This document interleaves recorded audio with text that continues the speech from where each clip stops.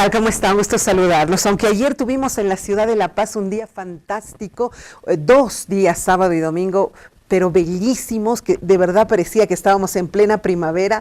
Hoy de nuevo nos ataca esos días lúgubres y de pronto un poquito nublados, que sin duda alguna a todos nos hace sentir diferente. Pero bueno, el agua es vida, seguro se va a poner a llover en un ratito más. Nosotros tenemos que recordar también un lúgubre pasaje de nuestra historia, como planeta, como humanidad, como seres humanos. Justamente hace unas horas nada más, de pronto se recordaron los 100 años de la Primera Guerra Mundial. Y se recordó en Francia, a la cabeza de hombres y mujeres ahora, mire cuánto cambió, que tienen otro concepto de la política, tienen otro concepto de la construcción de un país. Y acompañaron esos actos manifestando una y otra vez el rechazo que se da hacia el nacionalismo, hacia lo que se vivió en aquella época hace más de 100 años, hace 100 años exactos. Bueno, en 1914 empezó la Primera Guerra Mundial y bueno, a partir de ese momento cambió la historia de este planeta. Estuvieron presentes más de 18 presidentes y hoy día vamos a hablar de lo que fue esa Primera Guerra Mundial, de si hemos madurado como humanidad, qué ha cambiado. Latinoamérica en aquel momento se presentó como un país neutral, no quiso participar salvo Brasil, creo, en una u otra cosita, pero ¿y nosotros? ¿Qué rol jugamos ahora cuando pareciera que las cosas han cambiado para unos, pero no para otros? Doy la más cordial bienvenida a un amigo de siempre acá en el programa, Pablo Michel, historiador, investigador, documentalista. Eres la persona perfecta para que esté en el programa hoy día. No, Vero, ¿Cómo muchas estás? gracias por la invitación, pues un gusto compartir contigo y a través de las cámaras de Palenque TV con la opinión pública de estos temas, que no solamente a veces es hablar de historia nuestra, también la historia global, como decías, es fundamental para entender lo que también nosotros somos, ¿no? Y sí, todo lo que ha sucedido luego, creo que aquí es el detonante para que todo vaya sucediendo. También la más cordial bienvenida a un hombre historiador, investigador, conocedor y especialista en el tema de la Primera Guerra Mundial, Roberto Ocio, por primera vez en mi mesa. Qué gusto tenerte, Roberto, ¿cómo estás? Muchas gracias, Verónica, un saludo para todos los televidentes y gracias a tu canal, a Palenque TV, por esta oportunidad. Bueno, yo decía 100 años han pasado, se han reunido allá en el país galo, han estado autoridades de varios países, presidentes, y los discursos han sido muy intensos. Permítame, por favor, presentarle esta nota. El nacionalismo hace referencia específica a aquello. 100 años después, vamos a ver qué cambió. Adelante.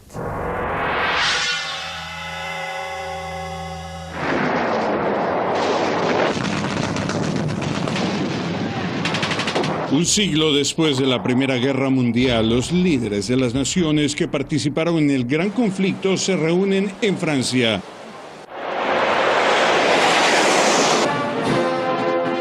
Sin que nadie lo imaginara, tras 100 años, una de las primeras causas de la guerra aún persiste y los divide: el nacionalismo. Je le sais.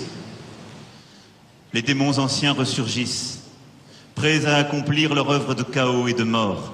Sin hacer referencia alguna, el presidente galo lanzó advertencias que todos sabían a quién se dirigía: su colega estadounidense. Car le patriotisme est l'exact contraire du nationalisme. Le nationalisme en est la trahison.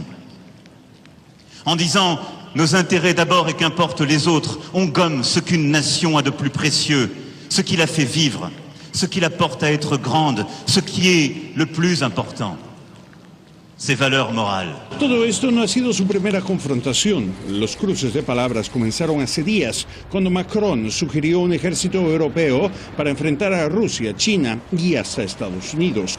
Pero el descontento de Trump con sus colegas europeos quedó más expuesto con su ausencia en un foro para la paz, donde su política fue atacada, incluso por Alemania. Der Erste Weltkrieg hat uns gezeigt, in welches Verderben Isolationismus führen kann. Und wenn Abschottung vor 100 Jahren schon keine Lösung war, wie könnte sie das heute sein? In einer vielfach vernetzten Welt mit 5-mal so vielen Menschen auf der Welt wie damals. Pero Donald Trump no es la única amenaza, como insinúan Macron y Merkel. El fascismo parece estar reavivándose en el mismo continente verde, desde Italia, donde nació, hasta países como Alemania y Francia, donde la ultraderecha cobra más fuerza cada día. Ah, bueno, ahí está. La verdad es que a mí me conmovieron cada uno de los discursos que se dieron. De verdad, nosotros como humanidad podríamos decir que han cambiado las cosas. Yo la veo ahí, Angela Merkel, y digo, bueno, por lo menos el tema género ha cambiado, ¿no es cierto? O sea, por lo menos ya hay una mujer ahí representando a un país tan poderoso y además protagonista de aquel momento como fue Alemania. La más cordial bienvenida a quien faltaba en nuestra mesa.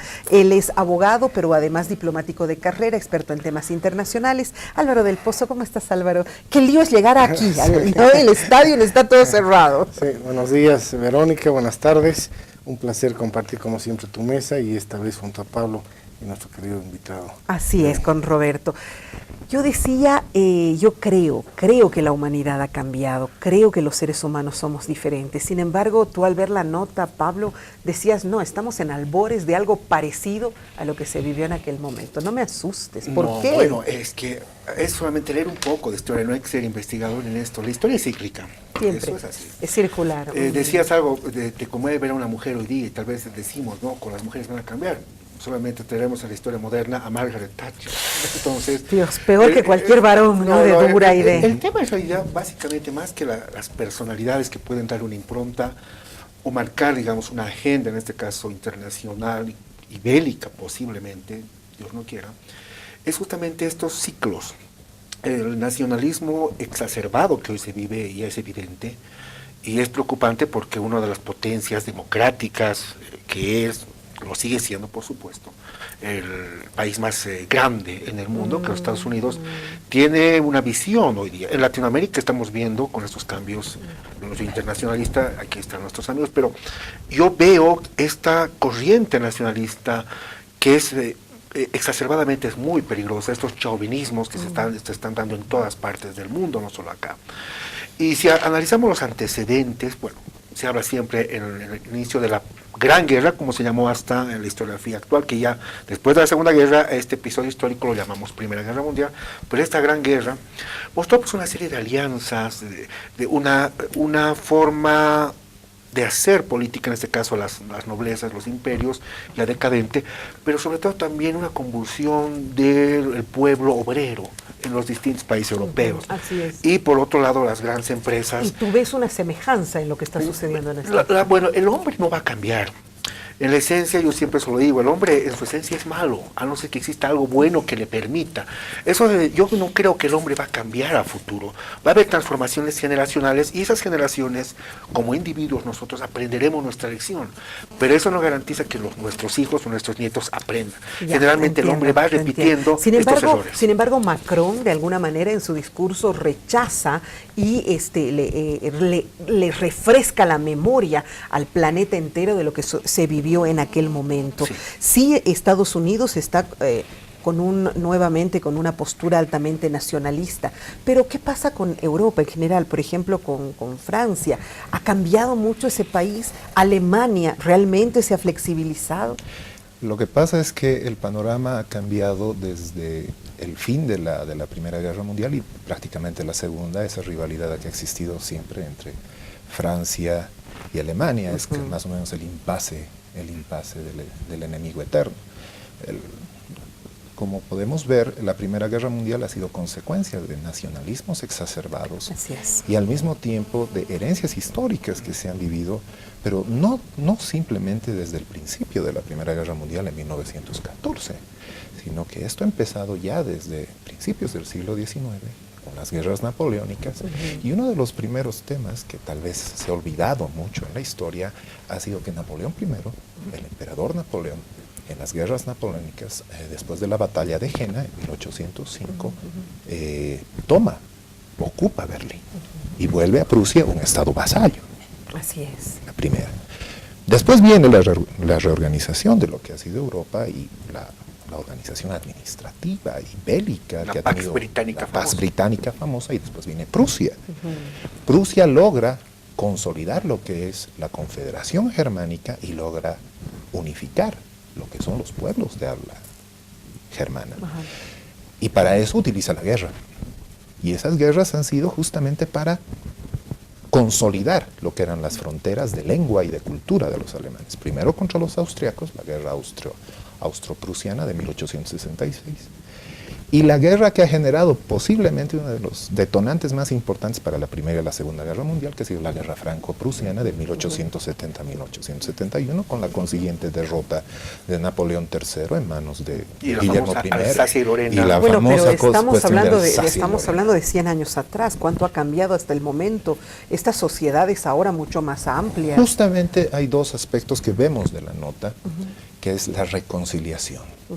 Después de semejantes carnicerías de 2 guerras mundiales y el fin de la Primera y la Segunda Guerra Mundial, 18 millones de muertos, se ve una tendencia a buscar una reconciliación. Primero es De Gaulle en 1962, su acercamiento a Konrad Un Adenauer, protagonista de la Primera Guerra un protagonista de las 2 guerras mundiales, Charles de Gaulle, y la reconciliación con Adenauer.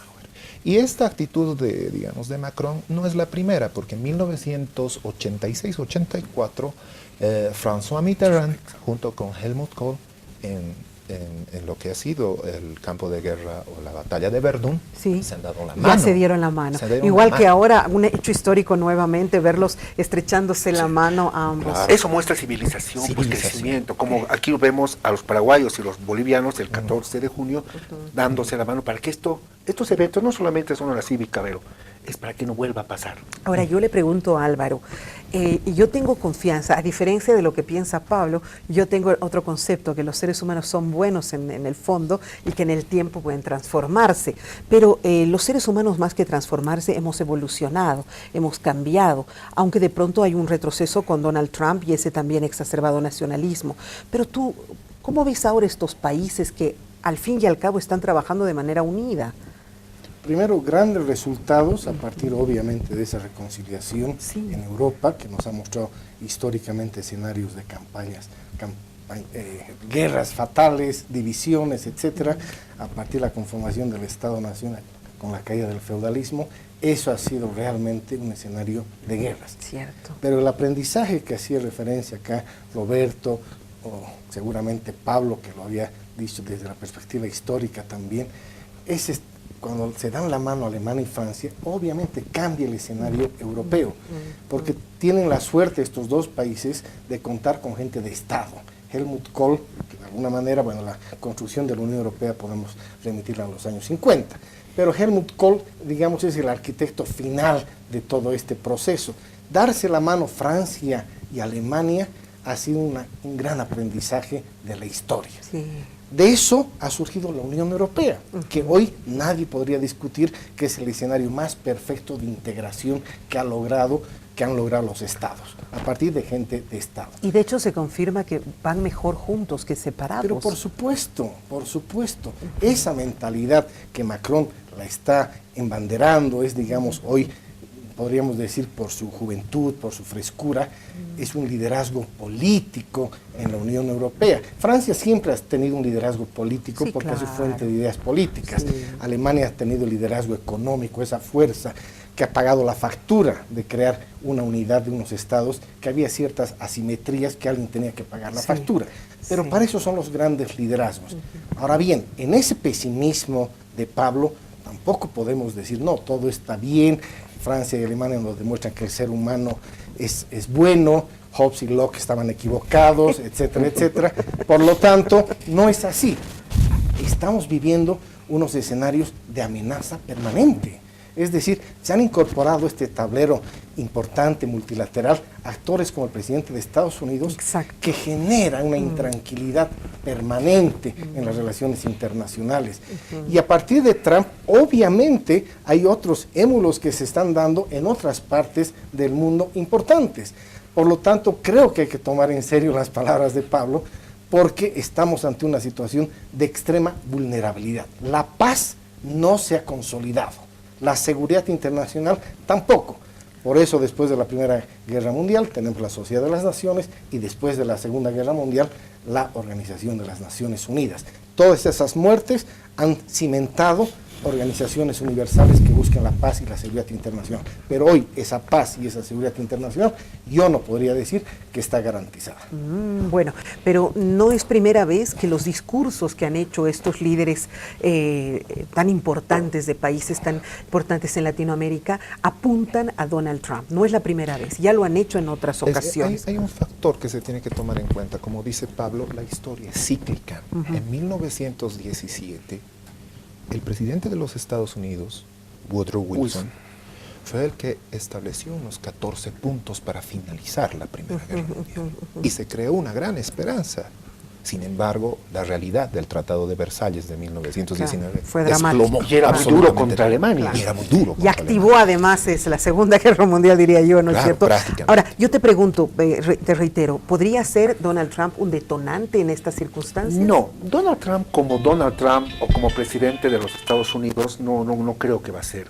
Pero, como decía Álvaro, es una serie de ingredientes que se van dando. Tenemos un Donald Trump. Por el otro lado tenemos el terrorismo. No nos olvidemos que independientemente de este juego de imperios que había vísperas en 1914, lo que reina y lo que enciende la mecha es un atentado terrorista de unos serbios terroristas contra el asesinato del archiduque Francisco Fernando y su esposa. Entonces el terrorismo, cuando tienes un presidente, cuando tienes un líder, en este caso Trump, y por otro lado tienes núcleos terroristas que no sabe, es sigiloso y no tiene rostro. Esos elementos pueden generar a la postre todo un problema. El terrorismo que se está viviendo en Europa no es es una cosa terrible. Pero entonces no estarías apuntando a Donald Trump con su postura nacionalista, sino a estos otros focos terroristas. Pero las grandes catástrofes de la humanidad no se pueden atribuir a una persona, ni siquiera Adolf Hitler podría ser el responsable, por ejemplo, de la Segunda Guerra Mundial. Es una serie de actores, de consecuencias. ¡Qué generoso eres! Es que así se mueve. O sea, si uno analiza, siempre nosotros queremos en nuestra visión católica querer encontrar al culpable. Al culpable, sí, y a una figura, ¿no? En el caso de estas grandes tragedias, son fenómenos monstruos historiográficamente hablando de una guerra, y mayormente dos grandes guerras mundiales, son una serie de cosas que se van dando, de ingredientes y de chispas, de cosas que nadie había calculado, pero justo apareció en el momento, como el asesinato de los herederos, y genera nadie, ni el más pesimista británico, ni el alemán se imaginaba. Pero la Primera Guerra Mundial, si bien ha habido un detonante accidental, que ha sido el asesinato del archiduque, era muchas veces un pretexto que estaba siendo esperado por las grandes potencias para ver para mover el equilibrio del escenario europeo. Claro que sí, y eso es lo que ha detonado, reitero. Por eso me pregunto, tú decías al principio del programa, hay una carrera armamentista en este momento en el planeta. Siempre ha habido. Hay grupos terroristas. De acuerdo, entonces, ¿qué? ¿Me están diciendo que estamos a una chispa de que pueda detonarse de nuevo lo mismo? Te pregunto a ti con la presencia de Trump. Decía eso, ¿verdad? Evidentemente Pablo tiene mucha razón, no es una sola persona. De acuerdo. Pero se van dando ciertos acontecimientos que concatenados entre sí logran una explosión, ¿verdad? Esperemos que no, pero también los actores son fundamentales, así como Helmut Kohl, no vamos a decir que fue gracias a él que hay la Unión Europea, pero son los artífices, son los que dan ese empuje, esa vocación política, esa energía política, la que construyen los momentos. Por lo tanto, ni las personas, pero por sí mismas y por sí solas, no, pero son parte importante. O sea, ¿tú hubieras visto este mismo escenario si estuviese como presidente de los Estados Unidos Obama? No, la forma de Obama era diferente. Por eso, claro. Por supuesto, las personas marcan una tendencia. Yo realmente creo que, insisto, la llegada de Trump y que esta está siendo emulada en muchos gobiernos, en muchos países, como Brasil, va a generar un movimiento de mayor tensión, ¿verdad? Eso es lo que va a pasar. Si no hubiera llegado el presidente Trump, quizá estaríamos en la misma dinámica que dejó el presidente Obama.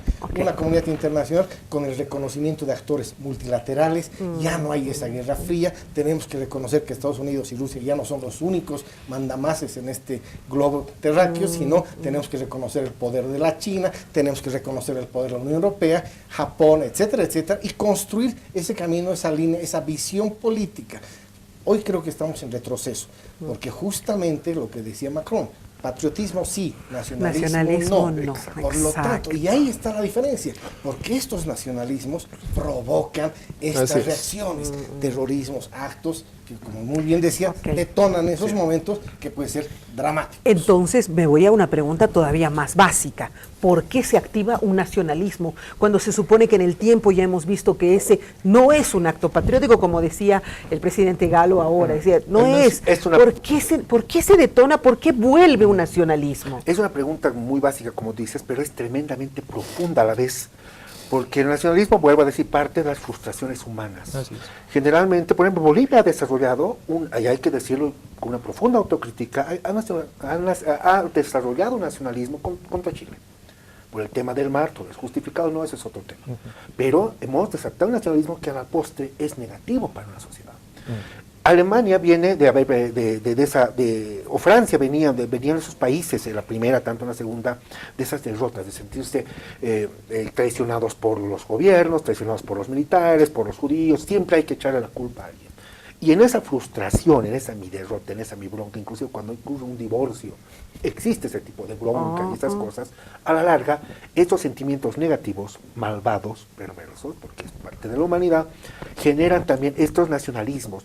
Ni una molécula, patio muerto, o sea, esas cosas, ¿no? Entonces, Esos extremos, que ¿no? Esas permite polarizaciones el extremismo. tan Y, infantiles de insisto, repente. el nacionalismo es bueno, el nacionalismo bien entendido es bueno, el patriotismo, no el chauvinismo, no el patrioterismo. A eso ponle esos ingredientes de frustración de tu generación. Pero ¿quiénes son los cabezas rapadas hoy día? Gente que no tiene trabajo, gente que son marginados, pero como los mismos nazis de antaño, que fueron formando toda esa, acumulando esa bronca y organizadamente, y bueno, conocemos Pero los el desastres que hay. nacionalismo se ha exacerbado ¿Por qué? justamente por esas cuestiones de creencias religiosas, de religión. Ese ha sido el detonante en los Balcanes en 1914, grupos bosnios, serbios que querían unirse a Serbia, ¿Y y ahora? se ha vuelto a repetir el 92. Actores que hacen propicio el escenario. Ahora vemos a Trump. En 1914 teníamos a un podríamos decir una palabra muy bravucón, Kaiser Guillermo II, que tenía una decisión de tener una preponderancia sobre toda una armada, una armada sobre toda Europa, y que era el factor determinante para ese movimiento de alianzas que ha hecho detonar absolutamente todo. ¿Pero qué buscaba él? Entonces, Engrandecer a Alemania. claro, y partes de ese nacionalismo Ya, que se ha visto de en acuerdo, Francia. pero mira el extremo que ha llegado Alemania en ese su nacionalismo extremo. Yo te hago la misma pregunta. ¿Por qué ahora se ha exacerbado ese nacionalismo, por ejemplo, en Estados Unidos? Son momentos en los que coinciden algunos elementos. Uno, la frustración que decía Sí. Pablo, hay un descontento. ¿Cómo Trump llega a ser presidente de Estados Unidos? Claro. Tiene un discurso que quiere recuperar América para los americanos. ¿Quiénes son los americanos para Trump? El blanco rubio que representa Que lo nació. que él representa, ¿verdad? Entonces él ha interpretado de la mejor manera, políticamente hablando, un discurso que ha llegado a esa persona que ni siquiera participaba en las elecciones, no le interesaba de alguna manera, pero llega el discurso como Hitler en su momento. No quiero comparar a Hitler con Trump, De acuerdo. quiero decir que hay ciertas condiciones que se pueden dar. Aunque de te cuento alguna que ahí está lleno, todos los lugares de recuerdos norteamericanos, está lleno de poleras con la cara de Trump y el bigote de Hitler, pero bueno. Bolsonaro otro tema. también. Y otro, y ahora un Bolsonaro. pero no sería correcto hacer esa comparación, pero simplemente para que se entienda, ¿verdad? Por lo tanto, son interpretaciones de estos caudillos, de estos líderes, que justo te dan la palabra precisa. Pero que además resuena. Mira, este hombre Date cuenta ha que puesto resuena. las cartas bomba. Fanático de Trump, Ajá, ¿verdad? Fanático de Trump. Tenía la combi llena de sus fotos, los enemigos bien definidos. Claro, El claro. nacionalista te dice, estos son mis enemigos. Te identifica al enemigo como primera tarea. Y todo es culpa de ese enemigo, ¿verdad? Entonces el nacionalismo empieza a exacerbar en estas sociedades y se producen estas manifestaciones. Ahora, yo sinceramente creo que Hitler no tenía la institucionalidad, Alemania no tenía la institucionalidad para parar a Hitler en su momento. Estados Unidos es un gran país, realmente nos ha servido de luz en la democracia. La declaración wilsoniana realmente es un riquísimo texto que ha orientado las relaciones internacionales a lo largo del siglo XX. Por lo tanto, hay diferencias, ¿verdad? Claro. Creo que en Estados Unidos esa esa fortaleza, esa musculatura institucional democrática no va a permitir muchas cosas. Claro, afortunadamente. Exactamente. Hay ahí un sostén que no le va a permitir. Exactamente. A ver cómo sucederá, espero, con Bolsonaro acá al lado también en el Brasil. Me quedo yo con la próxima media hora para reflexionar sobre lo siguiente.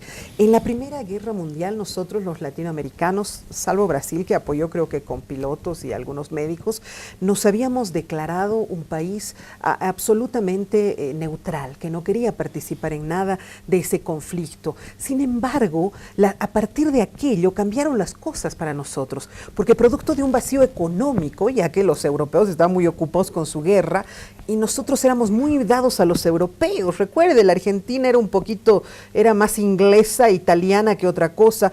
Nosotros teníamos a nuestra gente con los ojos muy puestos en Francia y todo, y de pronto cuando estos caballeros empiezan a pelear, ese vacío económico es llenado por Estados Unidos. ¿Quién diría que cambian las cosas y que eso afecta también a Latinoamérica? La pregunta es 100 años después, ¿qué pasa con nuestro continente, con Europa y con esa América que llenó el vacío económico que teníamos? Ya regresamos.